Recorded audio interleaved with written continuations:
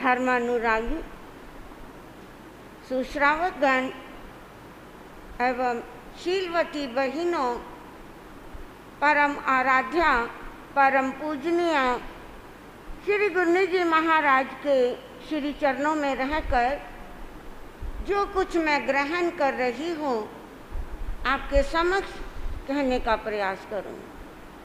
अभी आप अति सुंदर भगवान महावीर स्वामी की धर्म देशना को साध्वी सुविता जी से सुन रहे थे। संसार में आए हो तो उन अप्रतिबद्ध बिहारियों की तरह अपने जीवन को मुक्त बनाओ। इस संसार में आकर इस संसार के बंधनों में मत बंधो, और अगर बंधनों में बंध गए हो तो इन बंधनों से अटैचमेंट मत रखो। जो इस संसार से अटैचमेंट कर लेता है, हाथ में जैसे अटैची होती है, अटैची से कितना प्यार हो जाता है। हाथ में बैग होता है, बैग से कितना प्यार हो जाता है। तन पर कुछ कपड़े होते हैं, इन कपड़ों से, घर में रहे हुए धन से, घर में रहे हुए उन रिश्ते नातों से कितनी कितनी अटैचमेंट हो जाती है। जब कोई बात कहो कि भगवान ने ऐसा कहा, आपको ऐसा नहीं करना,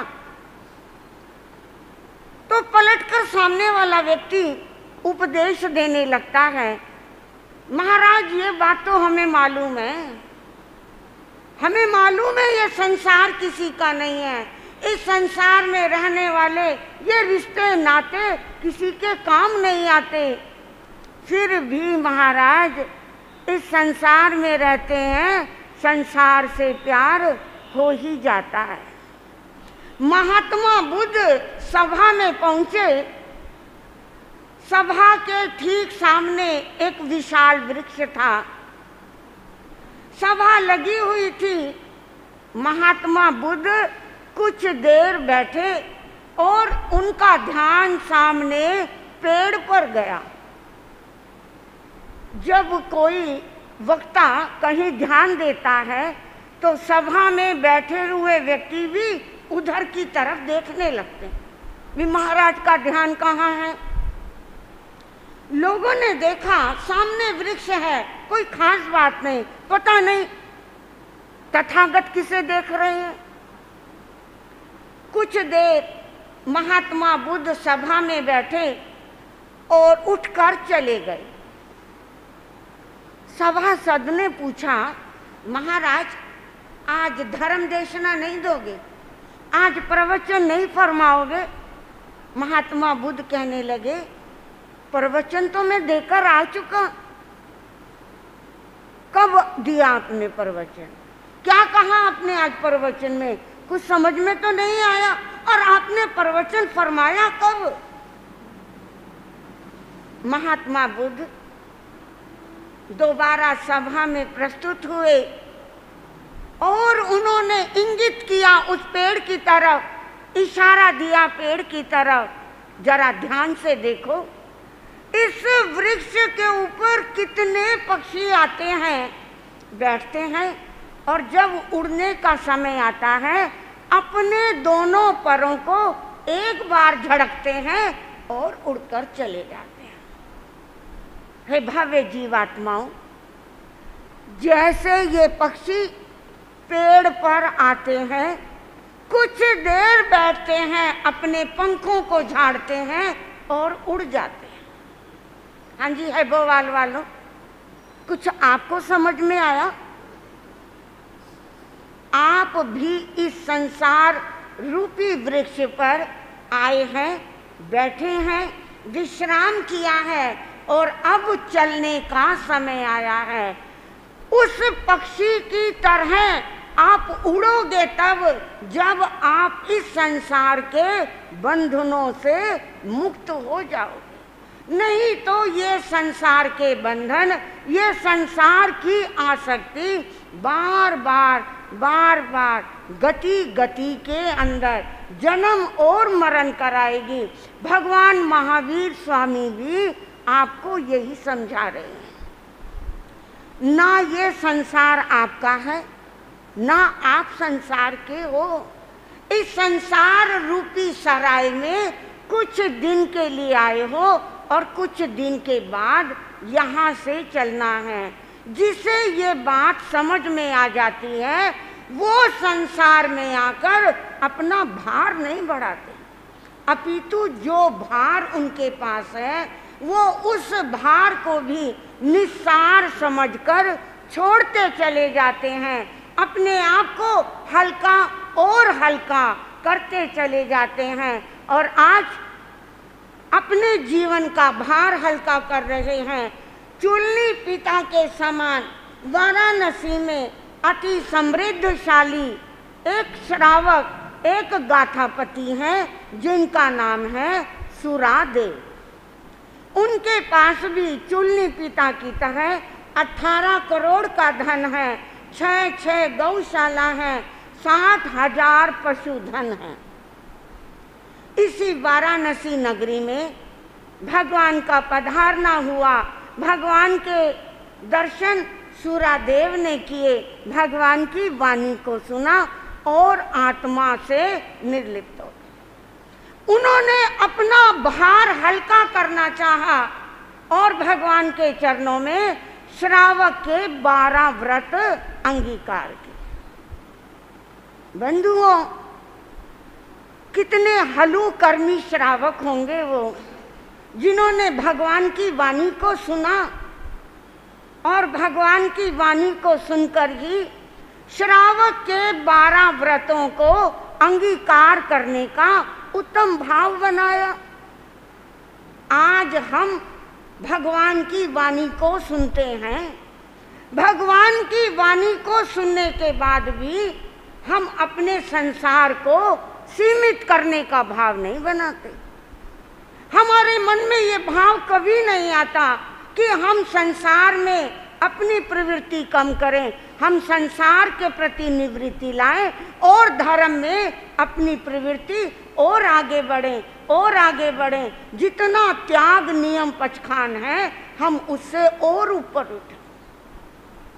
लेकिन धन्य हैं वो सुरादेव, जिस सुरादेव के यहाँ इतनी विशाल संपत्ति होते हुए भी जो श्रावक के 12 व्रत ले रहे हैं, आगे बढ़ रहे हैं और आगे बढ़ते बढ़ते आज वो पोषदशाला में पोषद व्रत की आराधना कर रहे हैं। भगवान के बताए हुए नियम उपनियमों का सम्यक प्रकार से पालन कर रहे हैं और चुल्ली पिता की तरह इनके जीवन में भी उपसर्ग आया।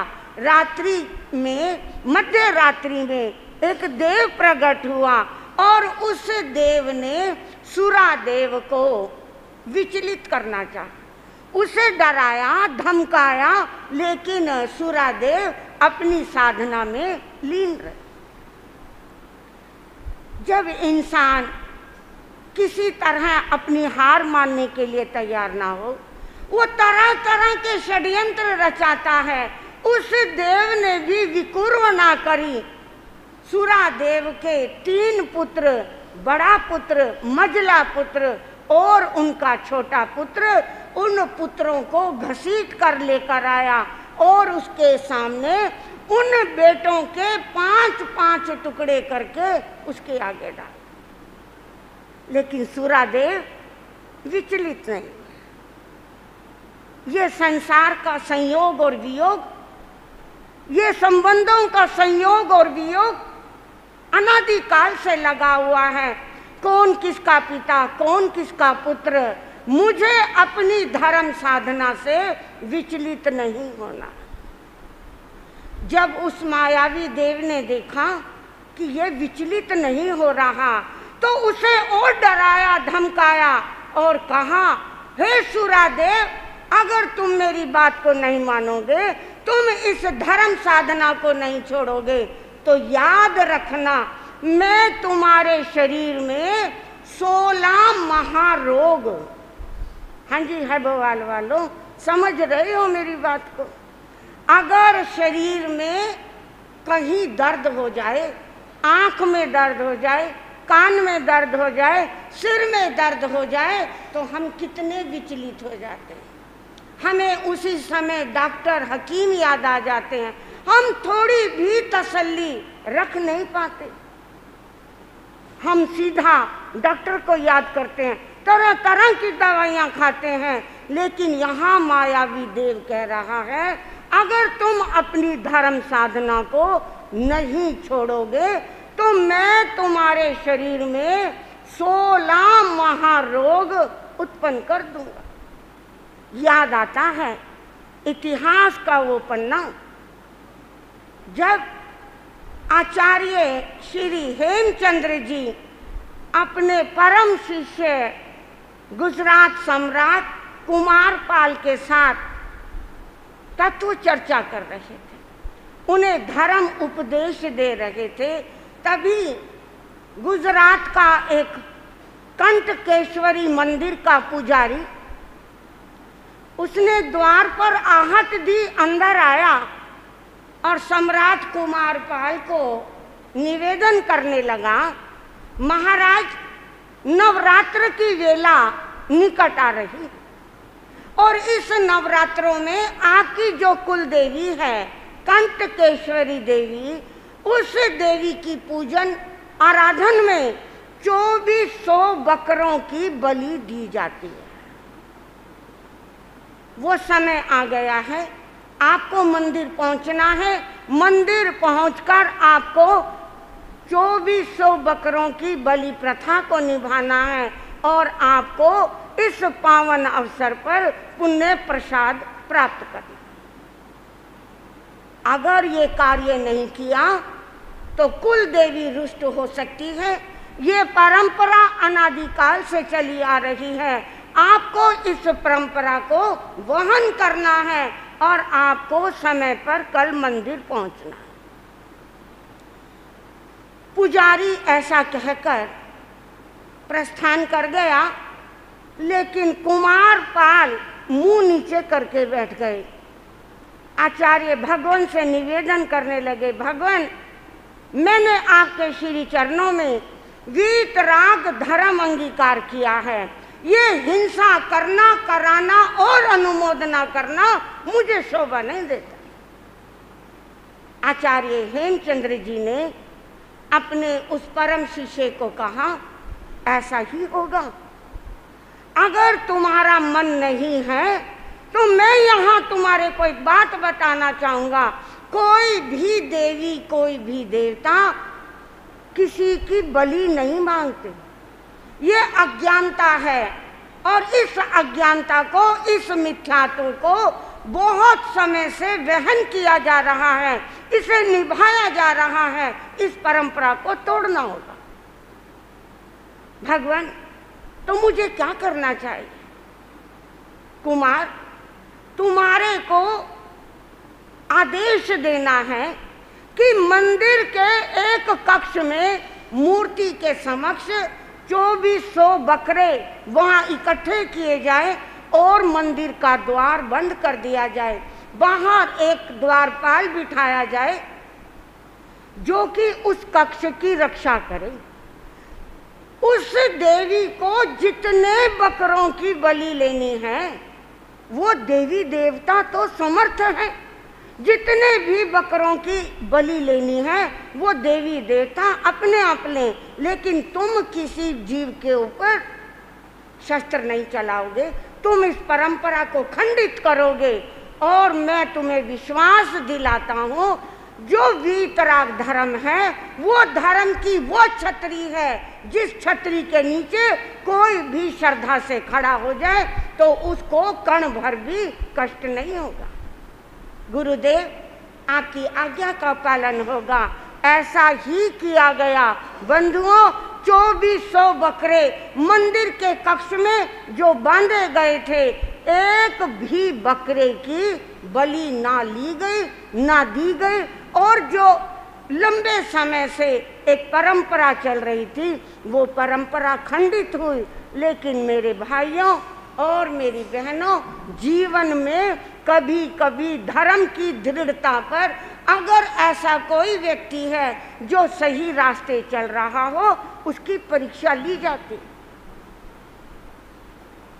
हुआ ये, कुमारपाल के शरीर में अचानक कोढ़ का रोग उत्पन्न हो गया। जब ये कोढ़ का रोग उत्पन्न हुआ, शरीर में वेदना हुई, तो कुमारपाल चिंतित हो। चिंता इस बात की नहीं कि मेरे शरीर में रोग हो गया, उन्हें चिंता इस बात की थी कि मेरे नगर में ऐसे कितने मिथ्यात्वी हैं जो इस बात का प्रचार और प्रसार करेंगे कि देखा, कुमारपाल ने हिंसा नहीं करी, कुमारपाल ने बलि नहीं दी, देवी ने दंड दे दिया। सभा में उपस्थित उदयन राजसभा को संभाल रहे हैं। उदयन महाराज कुमारपाल के कक्ष में पहुंचे, उनका स्वास्थ्य देखा।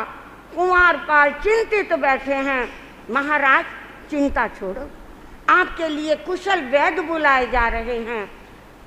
कुमारपाल कहने लगे, महामंत्री जी, मुझे इस बात की बिल्कुल चिंता नहीं है कि मेरे शरीर में रोग लग गया है, लेकिन मुझे चिंता इस बात की है कि ये बात बाहर निकलेगी और लोग मिथ्यात्व का सेवन करेंगे। जिस हिंसा प्रथा का मैंने अनुमोदना नहीं की, खंडन किया है, आने वाले समय में उसका दोबारा प्रचार प्रसार ना हो जाए। मैं चाहता हूँ जो मेरी बीमारी है वो राजमहलों से बाहर वो चर्चा ना निकले। आप खुले मैदान में जाकर एक लकड़ियों की चिता बनाओ और चिता में मैं स्वयं बैठ जाऊंगा, अपने शरीर का हमेशा हमेशा के लिए समर्पण कर दूंगा।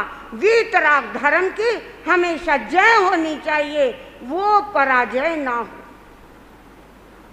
महामंत्री खुद चिंतित हो गए और कहने लगे, महाराज, मुझे थोड़ा सा समय दो, मैं यूं गया और यूं आया।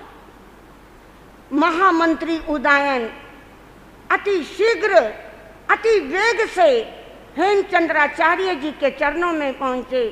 सारी स्थिति का उन्होंने उनके सामने वर्णन किया और महाराज कुमारपाल के मनोभावों को व्यक्त किया। हेमचंद्राचार्य जी मुस्कुराए और उन्होंने कोढ़ निवारण करने का मंत्र पढ़ा, जल को अभिषिक्त किया, जल को पढ़कर उदयन को दिया और उदयन महामंत्री से कहा, जाकर कुमारपाल से कहना श्रद्धा पूर्वक इस जल को पूरे शरीर पर लगा दे। उसका शरीर जैसे पहले था वैसा का वैसा उसका शरीर हो जाएगा। जब कुमारपाल को वो पानी दिया गया, बंधुओं, उस पानी का उन्होंने सेवन किया, उनका सारा शरीर पहले की तरह हो गया। और बड़ी श्रद्धा के साथ कुमारपाल अपने महामंत्री के साथ हेमचंद्राचार्य जी के चरणों में आया, नतमस्तक हुआ और बार बार जन्म जन्म का ऋणी हो गया। हेमचंद्राचार्य जी ने अपने परम शिष्य कुमारपाल को आशीर्वाद दिया और कहा, दान की कसौटी गरीबी में देखी जाती है, पराक्रम की कसौटी युद्ध में देखी जाती है और व्रत नियम की कसौटी जब प्राणों पर संकट आ जाए उस समय देखी जाती है।